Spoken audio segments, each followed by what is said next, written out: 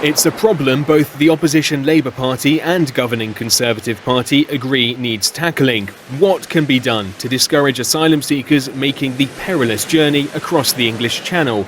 The Conservative government concluded immediately deporting asylum seekers to Rwanda for processing would discourage them from making the costly and dangerous trip, as there would be no hope, no matter how good their asylum claim, of ending up in Britain.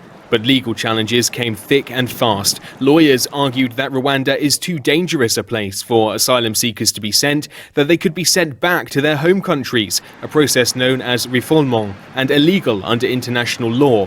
The Supreme Court agreed the risk was too great. The changes needed to eliminate the risk of refoulement may be delivered in the future, but they have not been shown to be in place now. The Home Secretary's appeal is therefore dismissed. The court gave many reasons, but most related to whether Rwanda could be trusted to give asylum cases a fair hearing and not to send them back to their home countries when their asylum claims were valid. The UK government claims that conditions are safe in Rwanda, but they're relying overwhelmingly on Rwandan government reports that say it's safe. But of course, the Rwandan government is going to claim that they have a strong and robust system for interviewing people and finding out if they're refugees. But historically, they haven't been protecting refugees' rights. So there was actually a protest in 2018 against the lack of nutrients and the lack of just basic food for refugees in camps by a number of refugees, mostly from the Democratic Republic of Congo. And 12 of these individuals were killed by the Rwandan police during this protest. If it becomes clear... With his plan shot down by the courts, Prime Minister Rishi Sunak claims he had no other option but to remove the right to legal challenges, a plan many in his party support in principle, but not all are convinced the legislation is watertight. There are still, some say, legal loopholes which can be exploited by asylum seekers to prevent their deportation.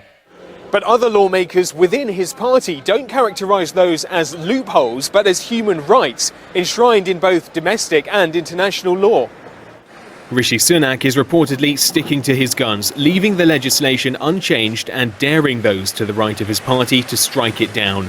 The Prime Minister warns that making legal challenges any harder risks Rwanda pulling out of the scheme completely, Kigali wary of being part of a scheme that breaches international law.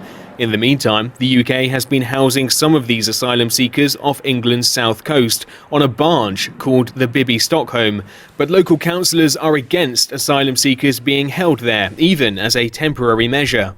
Every single person that I've spoken to has talked about feeling degraded, criminalised. It's a prison. They feel humiliated.